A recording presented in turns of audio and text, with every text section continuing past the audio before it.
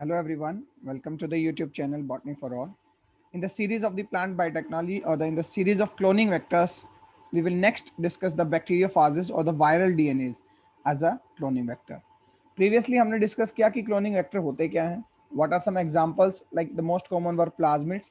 Even in the plasmid we have studied the structure of the PBR 322, plasmid of the Bolivar and Rodriguez. तो एक essential criterias हैं कुछ कि किसी भी डीएनए फ्रेगमेंट को कब हम as a cloning vector use कर सकते हैं. उसके अकॉर्डिंग कुछ वायरसेस को भी as a cloning vector use किया जा सकता है. But particularly the criteria was the cloning vector should be a DNA fragment. तो वही वायरस हम यूज कर सकते हैं जिनमें जो है जेनेटिक मटेरियल डीएनए होता है. And mainly the class of virus is bacteriophage. Bacteriophage वो वायरस होते हैं जो बैक्टीरिया को अफेक्ट करते हैं या इन्फेक्ट करते हैं.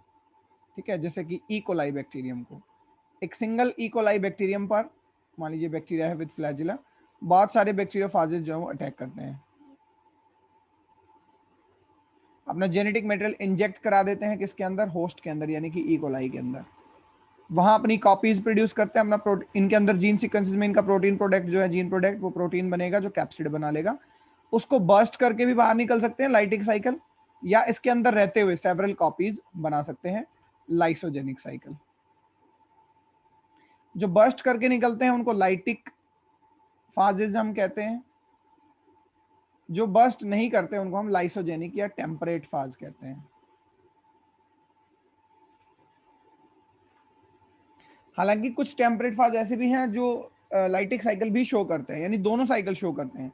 बट जो ओनली लाइसोजेनिक करेगा वो टेम्परेट ही कहलाएगा, जो ओनली लाइटिक करेगा वो लाइटिक फाज कहलाएगा. और टेम्परेट के अंदर सेवरल प्लेसेस पर लाइटिक साइकिल भी हो सकती है. तो लाइटिक में लाइसिस किया जाता है, बैक्टीरियल सेल को बर्स्ट करके बहुत सी कॉपीज बाहर निकलती हैं. लाइसोजेनिक में केवल वो अपने कॉपीज बनाते हैं और एक एक करके without busting the bacterial cell they will eliminate out of the cell. So lysogenic और लाइटिक साइकिल के बारे में आपने ट्रांसडक्शन में लोअर क्लासेस में पढ़ा होगा. So finally here we will talk about the bacteriophages, some of the bacteriophages which can be used as a cloning vector. तो वो वायरस पर्टिकुलरली जिनका जेनेटिक मटेरियल डीएनए है, लाइक बैक्टीरियोफाज, उसमें भी कुछ बैक्टीरियोफाज दो हम एग्जांपल पढ़ेंगे कैसे उनको as a cloning vector use किया जा सकता है, ये हम देखेंगे. So the most important criteria why they can be used as a cloning vector is that they are DNA virus. So in their genome, virus में दो ही चीजें होती हैं, एक प्रोटीन कोट, दूसरा उनका जेनेटिक मटेरियल. मान लीजिए ये जेनेटिक मटेरियल है, एक सिंगल जेनेटिक मटेरियल है, लीनियर सीक्वेंस होता है generally, single standard, double standard, circular, किसी भी तरह का वेरिएशन हो सकता है बट होगा डीएनए. इसके अंदर हम हमारा फॉरेन जीन इंसर्ट करा सकते हैं, ठीक है, इसके जीनोम में. तो इस तरह से ये जो बैक्टीरियोफाज बनेगा ये हमारा मॉडिफाइड फाज कहलाएगा. हमने इस फाज को किस तरह से मॉडिफाई कर दिया है कि हमने इसमें हमारा फॉरेन डीएनए डाल दिया या फॉरेन जीन डाल दिया है, यानी एज अ क्लोनिंग वेक्टर अब ये फाज काम कर रहा है. और फाज का भी केवल वायरस, फाज का भी केवल डीएनए, यानी इस वायरस का केवल डीएनए हमारे लिए एज ए वेक्टर काम कर रहा है. अब ये मॉडिफाइड डीएनए हो गया या मॉडिफाइड फाज हो गया, यानी एक तरह का आरडीएम हो गया, रिकॉम्बिनेंट डीएनए मॉलिक्यूल. अब जब ये बैक्टीरिया को इन्फेक्ट करेगा तो अपना जेनेटिक मटेरियल इंसर्ट करेगा, साथ ही साथ हमारा फॉरेन जीन भी इंसर्ट होगा. Suppose I am showing the foreign gene in the black colour, तो हमारा फॉरेन जीन भी इंसर्ट हो गया. So it is also acting like a plasmid और अ क्लोनिंग वेक्टर. और उससे भी अच्छा, इवन अच्छा क्यों है, क्योंकि नेचुरली बहुत सारी कॉपीज ये अपने अंदर बनाएगा. क्योंकि जब फाज का जीन कॉपीज बनाता तो फाज के साथ जब हमने हमारा जीन भी इंसर्ट किया है फॉरेन जीन, वो भी अपनी कॉपीज बनाता रहेगा. और अल्टीमेटली पैकेजिंग जब होगी इनकी वायरस के अंदर, अभी वायरस के अंदर पैक हो जाएंगे वापस, क्योंकि जो फाज का ओरिजिनल डीएनए था, ठीक है, फाज का जितना भी लॉन्ग डीएनए था उसके पास इंफॉर्मेशन थी ना कि वो प्रोटीन बनाएगा, तो वो अंदर जाकर अपनी प्रोटीन बनाएगा और नए फाज बनेंगे. तो जब ये नए फाज बनेंगे इनको हम कलेक्ट कर लेंगे और इन नए फाज में हमारा जीन स्टोर है, यानी हमारे जीन की कॉपिंग हो गई, यानी कि जीन क्लोनिंग हो गई. तो हम इन फाज के अंदर से हमारा जीन निकाल कर जीन लाइब्रेरी डिजाइन कर सकते हैं.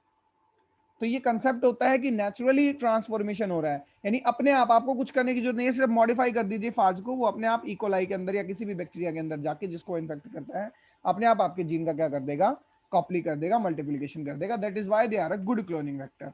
तो बहुत हाई इन एफिशिएंसी से और हाई नंबर में, क्योंकि बहुत ज्यादा फाज, लगभग लाख फाज जो है एक बार में बैक्टीरिया को अफेक्ट कर देते हैं, तो हाई कॉपी नंबर में और हाई एफिशिएंसी से जो है जीन इंसर्ट कराया जा सकता है. इसीलिए बीइंग अ फाज, एक वायरस, वायरस भी कौन से, बैक्टीरियोफाज, उनको as a cloning vector use किया जा सकता है. इसके बारे में बताया था एस्थर लेडरबर्ग ने साइंटिस्ट थे Esther Lederberg in 1950 that bacteriophages can be used as a cloning vector. Particularly दो बैक्टीरियोफाज यूज किए जाते हैं, एक लैम्बडा फाज, दूसरा M13 फाज। ये वायरस के नाम है, कंफ्यूज नहीं होना। दोनों वायरस डीएनए वायरस हैं, उनके डीएनए को, उनके जेनेटिक मटेरियल को as a cloning vector use किया जाएगा। मैकेनिज्म दोनों का अलग अलग है, लाइफ साइकिल दोनों की अलग है। So let's see that how these cloning vectors are working being a viral DNA. तो वायरल डीएनए को या वायरसेस को कैसे क्लोनिंग वेक्टर की तरह यूज किया जा सकता है, that we will see. So first of all I will talk about the lambda फाज।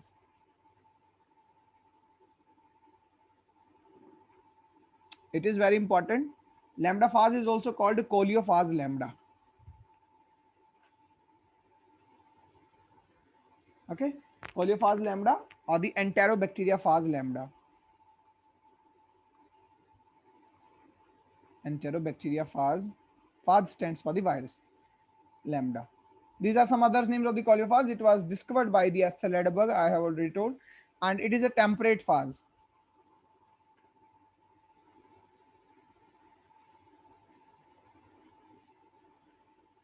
Although it is have dual activity,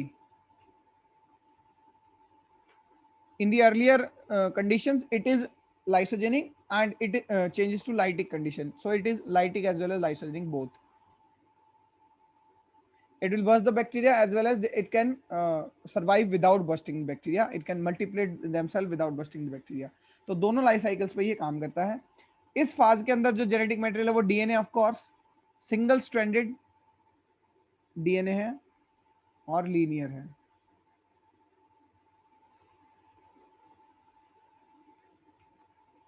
ठीक है, लीनियर डीएनए पाया जाता है इसके अंदर, सर्कुलर डीएनए नहीं।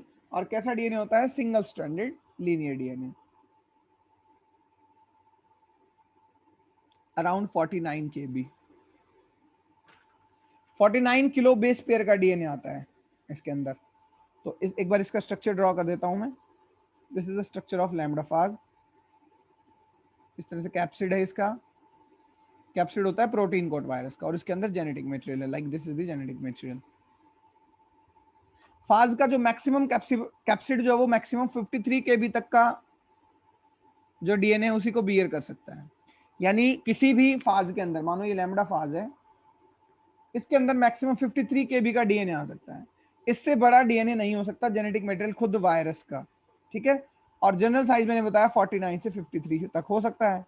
अब लगभग मान लीजिए आप ऐसा लैम्बडा फाज चूज करें जिसके अंदर 45 kb का जेनेटिक मटेरियल है, मैक्सिमम कैपेसिटी 53 है, तो इसका मतलब इसमें 8 kb किलो बेस पेयर। देखिए again I am repeating, I told you earlier, base pair में डीएनए का साइज नापा जाता है। This is 5 base pairs, 5 base pair long DNA. इसी तरह से 1000 बेस पेयर जब हो जाते हैं तो वो 1 किलो बेस पेयर बनता है। ठीक है, सो 45 kb का अगर ऑलरेडी जेनेटिक मटेरियल है किसी फाज का, तो उसके अंदर आप 8 kb और डाल सकते हो, ताकि कैप्सिड के अंदर मैक्सिमम कैपेसिटी इतनी है ना 53 kb। तो हमारे पास ऑप्शन अवेलेबल है। If we are having a phage genetic size, DNA size is 45 kb, we can insert the DNA fragment of up to 8 kb। आप 40 kb का ऐसा फाज ले लीजिए जिसमें 40 kb का जेनेटिक मटेरियल हो, डीएनए हो, तो उसमें आप 13 kb तक जीन इंसर्ट करा सकते हो। तो मैक्सिमम थ्रेशोल्ड लिमिट जो है वो 53 kb बैटरी चाहिए।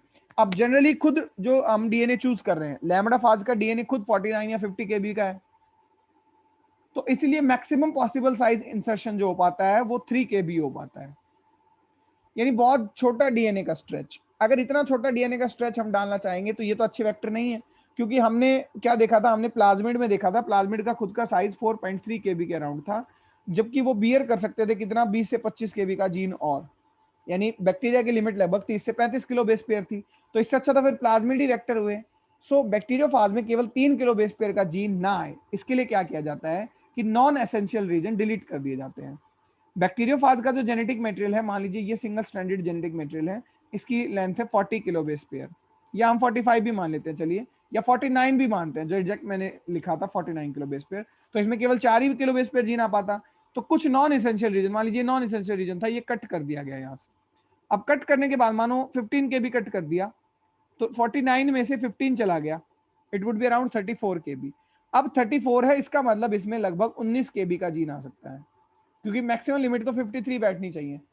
Okay, so this concept is to be gained कि लैम्बडा फाज जो है कैसे क्लोनिंग वेक्टर है, क्योंकि उनके जेनेटिक मटेरियल डीएनए में इंसर्ट किया जा सकता है डीएनए, बट मैक्सिमम 3 ही केबी का या 4 केबी का।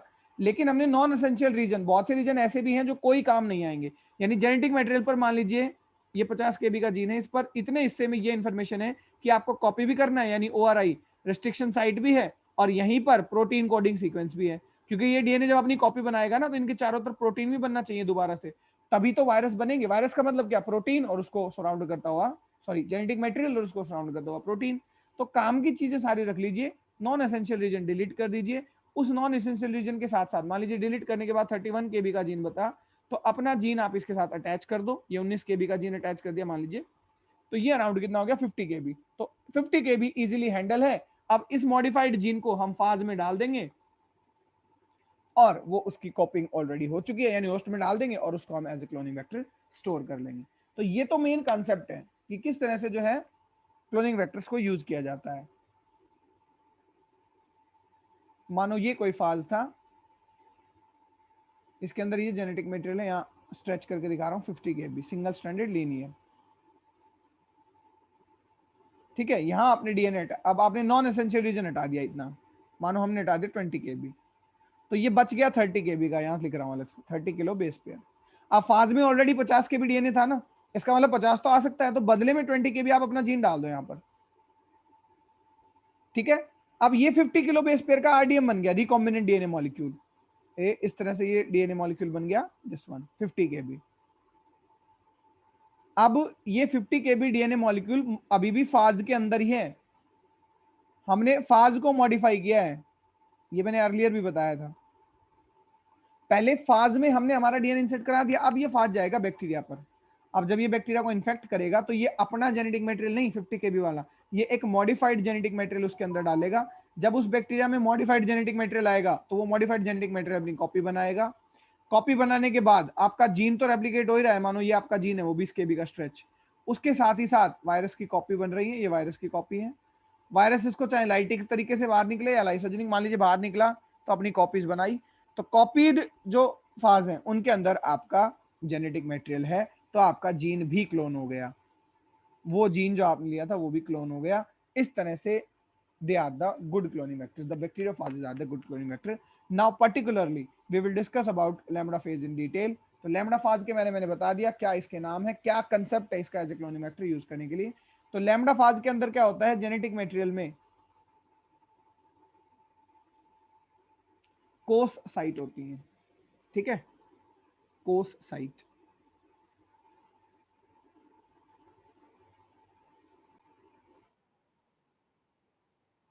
Please update one thing, lambda phage जो है जिसके बारे में अभी हमने बात करी, this structure, this thing to be pardon, इसमें double stranded linear DNA, not single stranded. Please correct this thing in the complete video or the earlier section, that lambda phage genome have a double stranded linear DNA, not a single stranded linear DNA। तो इसके अंदर क्या देखिए, अब gene में insert करेंगे तो double standard insert करेंगे, रेप्लिकेशन की यहाँ पर जरूरत नहीं पड़ेगी, ठीक है। तो यहाँ पर क्या है, मैंने डबल स्टैंडर्ड जीनोम दिखाया है, जेनेटिक मटेरियल दिखाया, एक सिंगल डीएनए यानी कॉपी नंबर सिंगल है, हमारे अंदर डीएनए सिंगल नहीं है, बहुत से डीएनए, तो यहाँ जो है कॉपी नंबर सिंगल है। ये यहाँ पर पूरा डीएनए में दिखा रहा हूँ 49 केबी का या 50 KBP, near about 50 kilo base pair size होता है। आइदर मॉलिक्यूल पर, दोनों मॉलिक्यूल कर किसी भी साइड, मान लीजिए 3 प्राइम है, इधर 5 प्राइम दिखा रहा हूं, तो यहां पर लास्ट में 12 न्यूक्लियोटाइड के स्ट्रेच होते हैं, साइज बहुत छोटा है। देखिए किलो बेस पेयर तो बहुत बड़ी बात हो गई, यानी 50,000 बेस पेयर, 50,000 न्यूक्लियोटाइड। उन 50,000 न्यूक्लियोटाइड में से केवल लास्ट के 12 न्यूक्लियोटाइड कहलाते हैं कोस साइट, कोहेसिव एंड साइट, ठीक है। इधर ये 3 प्राइम हो गया, सिमिलरली उधर भी 5 प्राइम की तरफ कोस साइट होगी, यानी on the both DNA strands, हर एक स्ट्रैंड पर एक एक कोस साइट है, तो इधर भी कोस साइट है। ये भी 12 न्यूक्लियोटाइड लॉन्ग है, इधर भी 12 न्यूक्लियोटाइड लॉन्ग है। देखिए ये जो को साइट होती हैं दोनों, ये एक तरह का स्टिकी एंड्स भी हैं, रिस्ट्रिक्शन साइट्स की तरह भी काम करती हैं, और 12 न्यूक्लियोटाइड लॉन्ग साइट्स हैं। जनरली कोस साइट की खासियत क्या होती है कि यहाँ पर रिपीटेटिव न्यूक्लियोटाइड्स होते हैं। ठीक है, जैसे मैं लिख देता हूँ, मान लीजिए यहाँ पर है, इस कोस साइट का सीक्वेंस लिखता हूँ, मान लीजिए C C C G C C G C T double G and A. इसी का एग्जैक्टली कॉम्प्लीमेंट्री उधर होता है। ठीक है, या जो है रिपीटेटिव न्यूक्लियोटाइड्स ही प्रेजेंट होते हैं। तो इनका कॉम्प्लीमेंट्री जब हम लिखेंगे रिपीटेटिव, तो यहां से देखिए ए है ये, तो यहाँ टी होगा, या इधर से लिखना स्टार्ट करते हैं सी सी, तो यहाँ है जी जी जी सी जी जी सी जी ए सी सी टी। इनके एग्जैक्टली कॉम्प्लीमेंट्री लिखा है। देखिए कॉम्प्लीमेंट्री क्यों है, क्योंकि जब ये सर्कुलर बनेगा तो कोस साइट आपस में ज्वाइन हो जाएंगे। ठीक है, जब ये सर्कुलर होगा तो कॉस साइट आपस में ज्वाइन हो जाएंगे और डीएनए मॉलिक्यूल क्या हो जाएगा, सर्कुलर हो जाएगा। सर्कुलर होगा कब, जब इंजेक्ट कर देता है फाज अपना डीएनए होस्ट के अंदर। मानो ये फाज है, ये इसका डबल स्टैंडर्ड लीनियर डीएनए था, ये यहाँ पर कोस साइट थी दोनों तरफ। अब जब ये बैक्टीरिया में अपना डीएनए इंसर्ट कर देगा, डबल स्टैंडर्ड लीनियर है, I have updated this thing, ये याद रखें आप, कोस साइट। तो यहाँ ये सर्कुलर होकर इस तरह से डीएनए बना लेता है। अब प्लाज्मिड के जैसा ही बिहेव करेगा, यहाँ ओआरआई वगैरह है, अपना रेप्लिकेशन करेगा। ठीक है, पहले डीएनए अपना रेप्लिकेशन करेगा। अच्छा, इस पर स्पेशल जीन्स भी हैं जो इसके बाहर प्रोटीन कोट बना देंगे। प्रोटीन कोट बनने के बाद फिर से डीएनए अनवाइंड हो जाएगा। अनवाइंड कैसे होगा, ये भी कोसाइट ही करती है काम। ठीक है, कोसाइट आपस में जितने भी ये डीएनए फ्रेगमेंट चिपके हुए होते हैं, इस तरह से इनको बोलते हैं कैटेनेट। तो इनको as a restriction site recognise कराती है और तोड़ देती है, अलग अलग कर देती है। स्ट्रैंड खुल जाते हैं और उनको एक्वायर कर लेता है प्रोटीन कोट, और बहुत सारे वायरस की कॉपी बन जाती है अंदर, क्योंकि सारी इंफॉर्मेशन वायरस के जेनेटिक मटेरियल में थी। तो ये कहलाती है कोस साइट। तो कोस साइट के मेनली दो रोल हैं। लैम्बडा फाज में प्रेजेंट होती है कोस साइट। एक तो ये सर्कुलर बनाती है, सर्कुलाइजेशन करती है, circularize the viral DNA into host.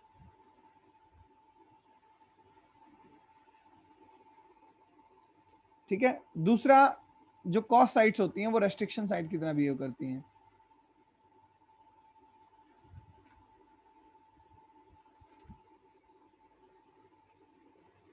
To cut catenate sites.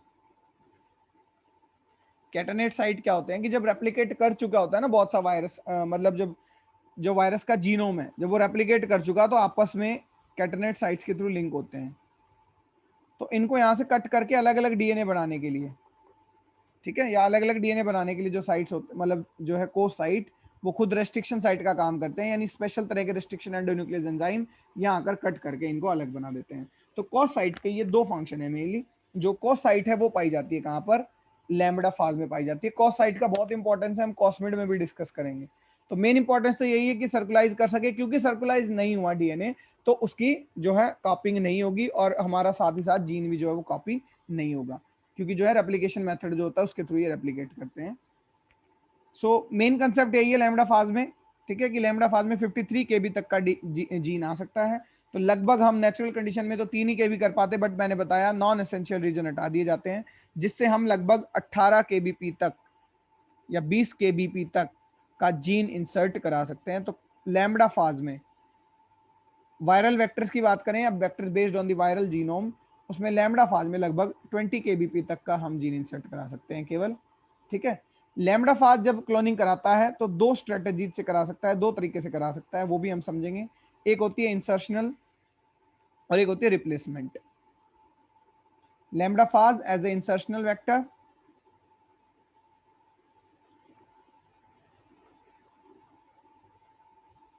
Lambda phage as a replacement vector.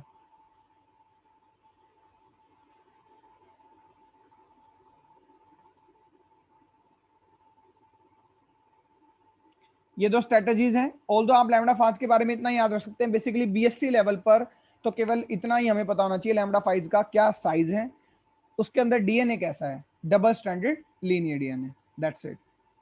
और कंसेप्ट क्या है भाई, कितना कंसेप्ट है, कितना जीन इंसर्ट करा सकते हो आप, ये हमें बस इतना ही पता होना चाहिए।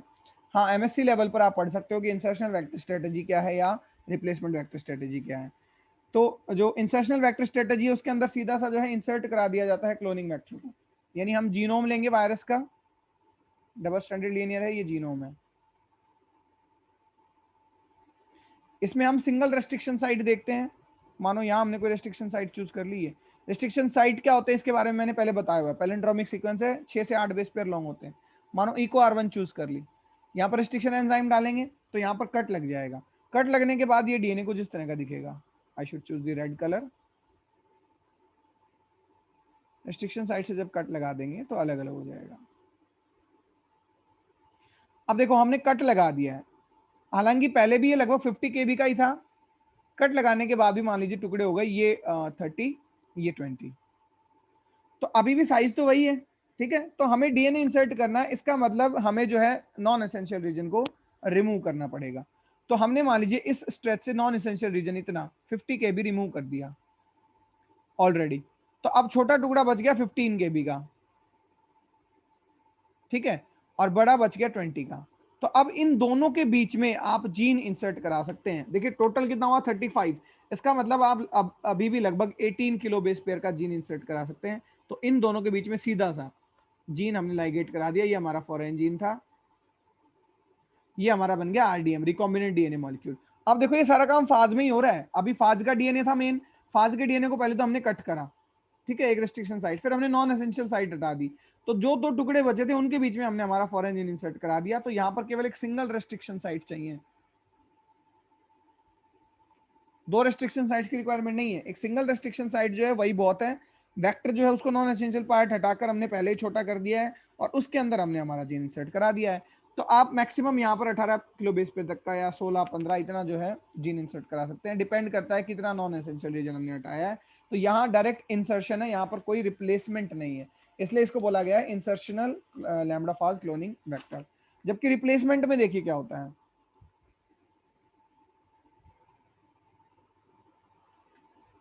ये डबल स्ट्रैंडेड डीएनए है फाज का, अराउंड 50 kb। इसमें दो रेस्ट्रिक्शन साइट चूज करी जाती हैं, ठीक है। आप पहले तो नॉन एसेंशियल पार्ट हटा दीजिए। सबसे पहले मान लीजिए हमने ये रीजन हटा दिया नॉन एसेंशियल पार्ट। अब ये बच गया हमारे लिए 40 kb का, मानो हमने हटा दिया 10 kb हटा दिया, ठीक है, चाहे तो 15 हटा दीजिए, बट इससे ज्यादा नहीं हटा सकते हम क्योंकि जरूरत भी होती है। ये बच गया अराउंड 40 किलो बेस पेयर। अब इस 40 किलो बेस पेयर में दो रेस्ट्रिक्शन साइट हम चूज करते हैं, एक यहां पर मानो और एक यहां पर, दो अलग अलग रेस्ट्रिक्शन साइट ले लिए। तो दो अलग अलग रेस्ट्रिक्शन साइट्स के कट लगाने से बीच का जो फ्रेगमेंट बच गया, क्योंकि टुकड़े ऐसे हो जाएंगे, अब एक टुकड़ा ये कट जाएगा, दूसरा ये टुकड़ा अलग हो जाएगा, और तीसरा टुकड़ा खुद ये मैं दिखा रहा हूं ब्लैक कलर से, जिन दो साइड्स के बीच में टुकड़ा कटा है ये कहलाता है स्टफर फ्रेगमेंट। Stuffer fragment. देखिए एक कंसेप्ट यहां पर और भी है। मान लीजिए 50 किलो बेस पेयर का था, आप नॉन एसेंशियल पहले भी नहीं हटा रहे, इसको 50 रखिए, ठीक है, 50 किलो बेस, यस। आप स्टफर फ्रेगमेंट हटा रहे हैं as a non essential region, यानी जो सेंट्रल जोन है ना, जिसको आपने as a stuffer fragment choose किया कि हम उसको बाहर निकाल दें, रिप्लेस कर दें, वो ऐसा जोन होना चाहिए जिसमें ना तो ORI हो, जिसमें ना वो जीन्स हो जो कल को जाकर प्रोटीन को कोड करेंगे, क्योंकि जब ये इकोलाई में जाएगा तो इसका प्रोटीन भी बनना चाहिए। तो मोस्ट वेस्ट या नॉन एसेंशियल रीजन को हमने as a stuffer fragment choose किया, इसको मान लीजिए हटा दिया। ये मानो 15 kbp का था, तो अब ये डीएनए फ्रेगमेंट छोटा हो गया। ये स्टफर फ्रेगमेंट हटाते ही, पहले 50 का था, अब मानो ये रह गया 20 और 15, 35 का रह गया ना। 50 किलो बेस पेयर का था, 15 तो हटा दिया, 20 का ये टुकड़ा बच गया, 15 का ये टुकड़ा। तो इसके बीच में अब जीन इंसर्ट कराया जा सकता है, यानी स्टफर फ्रेगमेंट को रिप्लेस करके हमने हमारा फॉरेन डीएनए डाला है, फॉरेन जीन। तो यहाँ ध्यान रहे, पहले नहीं काटा जाता, यहाँ पर पूरा फ्रेगमेंट रहेगा। Stuffer fragment as a non essential region हटाया जाता है। ध्यान रहे स्टफर फ्रेगमेंट ऐसा हो जिसके पास कोई कोडिंग जीन्स ना हो जो काम की चीज को कोड करेंगे, और इसकी जगह पर हमारा फॉरेन जीन डाल दिया गया और लाइगेट कर दिया गया। अब ये जो बना ये आरडीएम बन गया, रिकॉम्बिनेंट डीएनए मॉलिक्यूल, जिसमें फाज का भी जीनोम है और आपका क्लोनिंग वेक्टर भी है। तो दोनों स्ट्रेटेजी में, चाहे इंसर्शनल हो चाहे रिप्लेसमेंट, आरडीएम जरूर बना है। वहां डायरेक्ट इंसर्ट कर दिया हमने काट कर, ऑलरेडी नॉन एसेंशियल हटा दिया गया था, यहां हमने रिप्लेस करा है। ठीक है, रिप्लेस स्टफर फ्रेगमेंट चूज किया जहां हमने बीच में इंसर्ट कराया, तो इंसर्शनल वेक्टर स्ट्रेटजी, और ये दूसरी जो कहलाती है ये रिप्लेसमेंट वेक्टर स्ट्रेटजी कहलाती है। उसमें एक ही रेस्ट्रिक्शन साइट हमें चाहिए थी, वहां हम जनरली छोटे साइज का डीएनए जो है वो इंसर्ट करा पा रहे थे, यानी वहां पर जो हम फाज चूज करें, देखिए इंसर्शनल वेक्टर में जो हम फाज चूज करें उसमें ऑलरेडी डीएनए छोटा हो, 40 किलो बेस पेयर है मान लीजिए, तो आप 40 किलो बेस पेयर में फिर भी 8 से 10 के भी इंसर्ट करा पाएंगे डायरेक्ट। यानी अगर आप नॉन एसेंशियल नहीं भी हटा पा रहे हैं वहां, मानो ये 40 किलो बेस पेयर है, डायरेक्ट कट लगाने से मानो 20-20 के 2 कट लग गए, तो यहाँ बीच में फिर भी आप 10 का इंसर्ट करा सकते हैं डायरेक्ट। जबकि यहाँ हमें क्या है, नॉन एसेंशियल रीजन को as a stuffer fragment remove करना पड़ेगा और उसके स्थान पर रिप्लेस करना पड़ेगा अपने वेक्टर से। तो फायदेमंद रिप्लेस ये है, ये स्ट्रेटजी, क्योंकि इसमें बड़े साइज का डीएनए भी, इसमें 50 केबीपी भी हम यूज कर पाएंगे, क्योंकि हम इंसर्ट जो है रिमूव करा रहे हैं बीच से 10 केबीपी को, वहां पर हम छोटा ही ले सकते हैं। वहां पर ये नॉन एसेंशियल वाला कंसेप्ट जो है इसको आप जो है अनक्लियर कर दें कि यहाँ पर नॉन एसेंशियल नहीं हटा रहे, बस हम इंसर्ट ही कर रहे हैं, तो यहाँ छोटे फ्रेगमेंट लेने पड़ेंगे, दिस इज द डिफरेंस, जबकि यहाँ हम बड़े फ्रेगमेंट ले सकते हैं। So this is the difference between the insertional vector and the replacement vector. So best strategy is the replacement vector lambda phase strategy to be used as a cloning vector. तो ये तो था lambda phase, कैसे इसको as a cloning vector use किया जा सकता है। देखिए दोनों ही केस में जब मॉडिफाइड फाज,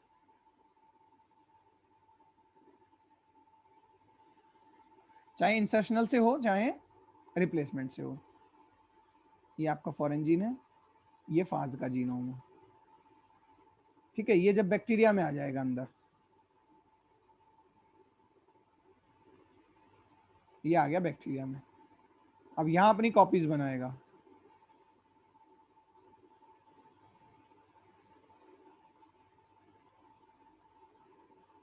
ये बना ली इसने कॉपीज।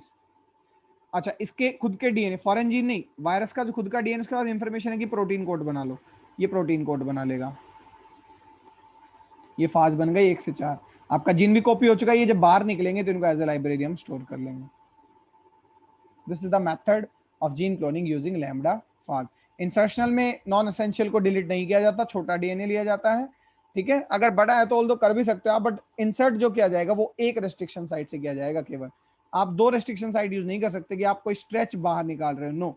अगर आपके पास स्ट्रेच भी 50 केबी का है तो आप उससे ऑलरेडी नॉन एसेंशियल डिलीट करिए, मान लीजिए 40 केबी भी बच गया, तो इसमें आपको जीन इंसर्ट करना है तो एक ही कट लगा सकते हो, बस एक कट लगाने के बाद बची हुई जगह में आप अपने जीन को इंसर्ट कर देंगे। तो या तो ऑलरेडी छोटा डीएनए फ्रेगमेंट लो, अगर बड़ा लेते हो तो पहले नॉन एसेंशियल को डिलीट करो और फिर एक सिंगल रेस्ट्रिक्शन साइट की मदद से इंसर्ट कराओ, जबकि उसमें आप ऑलरेडी बड़ा फ्रेगमेंट ले लीजिए और 2 रेस्ट्रिक्शन साइट्स की मदद से कुछ पार्ट को डिस्प्लेस कर दीजिए क्लोनिंग वेक्टर हमारे फॉरेन जीन के साथ। लैम्बडा फाज पर ही बेस्ड एक मॉडिफाइड क्लोनिंग वेक्टर होता है, ठीक है, लैम्बडा फाज पर ही बेस्ड, लैम्बडा फाज खुद तो एक क्लोनिंग वेक्टर है ही, ठीक है, जब लैम्बडा फाज के साथ प्लाज्मिड और यूज किया जाता है तो एक होता है कॉस्मिड,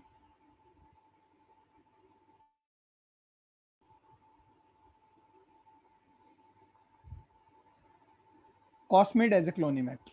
कॉस्मिड क्या है, एक हाइब्रिड क्लोनिंग वेक्टर है जिसमें 2 चीजें हैं, कॉस साइट प्लस मिड का मतलब प्लाज्मिड।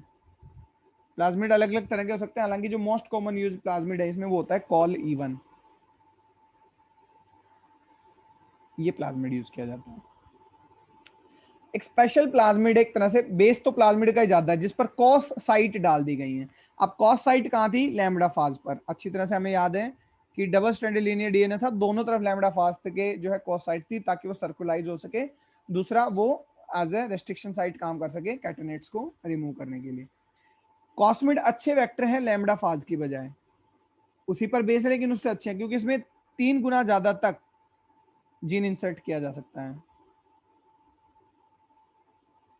साइज में अकॉर्डिंग। वहां पर नियरली 18 15 इतना के भी काम जीन इंसर्ट करा पा रहे थे, यहाँ हम नियरली 45 किलो बेस पेयर तक भी इंसर्ट करा सकते हैं, यानी बहुत बड़ा डीएनए का एक फ्रेगमेंट इंसर्ट करा सकते हैं हम किसमें, कोस्मिड के अंदर। देखिए ना ही तो प्लाज्मिड में भी हम 15 से 20 केबीपी करा पा रहे थे, और वेक्टर में भी यानी lambda phage as a cloning vector में भी खुद वायरस में भी हम 15 केबीपी करा पा रहे थे, बट ये उन दोनों से बेटर है, इसीलिए मॉडिफाई करके बनाया गया है। तो ऐसा क्या है कि भाई ये बेटर हो जाए, इस चीज को ध्यान से हम समझेंगे। मान लीजिए ये कोई डीएनए का फ्रेगमेंट है, फाज के अंदर मैक्सिमम 53 केबी का डीएनए आ सकता है, इसको हम मान लेते चलिए एवरेजली 50 केबी का डीएनए। तो फाज का खुद का अगर ये जीनोम है तो इन पर कोस साइट होती हैं। हम अभी मान रहे हैं कि लैम्डा फाज का जीनोम है, लैम्डा फाज का जीनोम जिसके बीच में ये पूरा डीएनए है, तो दो कोस साइट के बीच में मैक्सिमम डिस्टेंस जो हो सकती है ना, मैक्सिमम वो 53 केबीपी हो सकती है मैक्सिमम डिस्टेंस। यानी अगर दो कोस साइट के बीच में कोई डीएनए का फ्रेगमेंट है तो ये उस फ्रेगमेंट को सर्कुलाइज कर सकते हैं। आप इसको यूं कि समझे कि ये वायरस का डीएनए, यानी दो कोस साइट के बीच में 53 केबी का कोई भी डीएनए हो, ये उसको सर्कुलाइज कर सकती है कोस साइट आपस में अटैच होकर। ठीक है, तो यही कंसेप्ट यूज किया गया कॉस्मिड को डिजाइन करने के लिए कि दो कोस साइट्स के बीच में अगर हम डीएनए डाल दें, और कितना डीएनए डाल सकते हैं हम, मैक्सिमम 40 से लेकर 50 केबी तक का डीएनए जनरली, तो कोस साइट उस डीएनए को भी पैक कर देगा। ठीक है, और उसको क्या बना देगा, डीएनए बना देगा जो रेप्लिकेट कर पाएगा उसके अंदर जाकर। तो कॉस्मिड्स जो डिजाइन किए जाते हैं उनका size maximum 5 kilo base pair रखा जाता है। देखिए ये कॉस्मिड है, ठीक है, कॉस्मिड का साइज है nearly 5 kilo base pair, PBR से थोड़ा सा बड़ा, पीबीआर 4.3 किलो बेस पेयर था, ये 5 किलो बेस पेयर है। कॉस्मिड का मतलब ये है cos site plus plasmid, plasmid है कॉल E1। तो कॉल E1 प्लाज्मिड के अंदर खुद की कुछ चीजें बहुत जरूरी हैं, जैसे ORI साइट, ठीक है, जैसे एम्पिसिलिन रेजिस्टेंट रीजन या कोई मार्कर जीन। मान लीजिए मैं यहाँ एम्पिसिलिन रेजिस्टेंट रीजन दिखा रहा हूँ, मार्कर जीन क्या होता है मैंने ऑलरेडी बताया हुआ है, पीछे के वीडियोस में आप देख सकते हैं। इसी तरह से मल्टीपल क्लोनिंग साइट से पॉलीलिंकर, जहां पर कटिंग का काम होगा, और दो कॉस साइट्स, एक कॉस साइट ये, दूसरी कॉस साइट ये। देखिए ये भी डबल स्टैंडर्ड डीएनए मॉलिक्यूल है क्योंकि लैम्बडा फाज पर बेस है, इसको डबल स्टैंडर्ड ट्रीट करें आप। अब दो कॉस साइट है, एक ये, तो 1 और 2 के बीच में ये डिस्टेंस ना देखें आप, मैक्सिमम डिस्टेंस देखें ये,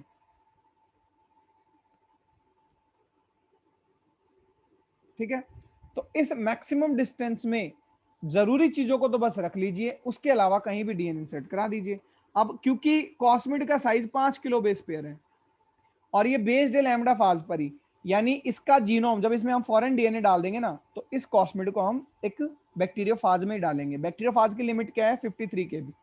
तो खुद कॉस्मिड का साइज तो 5 ही केबी है, इसका मतलब आप बहुत ज्यादा साइज का फ्रेगमेंट, यानी लगभग 45 केबी तक का भी, मानो इसका साइज 5 केबी है तो इवन 48 केबी तक का भी, मैक्सिमम लिमिट तो 53 है बट हम 50 मान लेते हैं चलिए, तो 45 किलो बेस पेयर तक का डीएनए भी आप इंसर्ट कर सकते हो। तो यहाँ एमसीएस पे कट लगाओ, ठीक है, और इसके अंदर क्लोनिंग वेक्टर डाल दो, इसके अंदर फॉरेन जीन डाल दो, तो देखो किस तरह का दिखेगा हमें।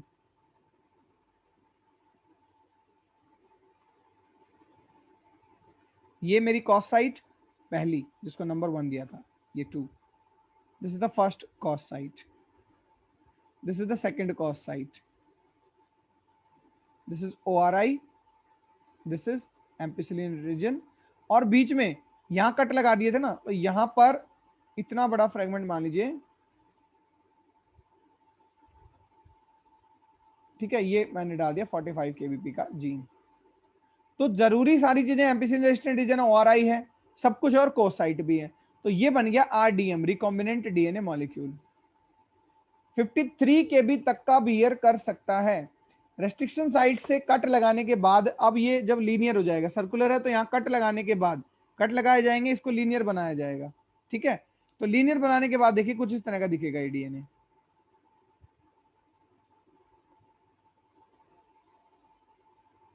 ये आपकी कोस साइट होंगी दोनों तरफ,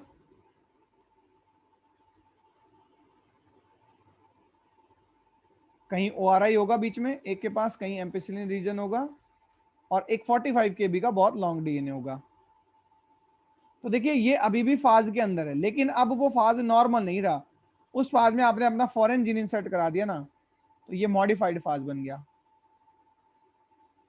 अब ये मॉडिफाइड फाज जब आपके ई कोलाई बैक्टीरिया को इन्फेक्ट करेगा तो ये अपना जेनेटिक मटेरियल डाल देगा, उस जेनेटिक मटेरियल में आपका फॉरेन जीन भी है, वहां जाकर ये कॉपी होगा। देखो कैसे 53 केबी तो आ सकता था ना, 53 केबी, तो आपने अपना जीन डाल दिया 45 केबी का, वहां जाकर होस्ट के अंदर ये कॉपी बनाएगा उस जीन की, साथ ही साथ अंदर जो है और बैक्टीरियोफाज भी बनेंगे, लेकिन हमें हमारे जीन की कॉपी करानी थी तो हम 45 केबी तक के जीन की भी कॉपी करा पाए। ये कहलाता है cosmid, which is also based on the lambda phage. केवल कॉस साइट लिए गए थे ताकि कॉस साइट उस हमारे फ्रेगमेंट को भी सर्कुलाइज कर दें। तो लैम्बडा फाज अच्छे से पढ़ें, देन पढ़ें कॉस्मिड।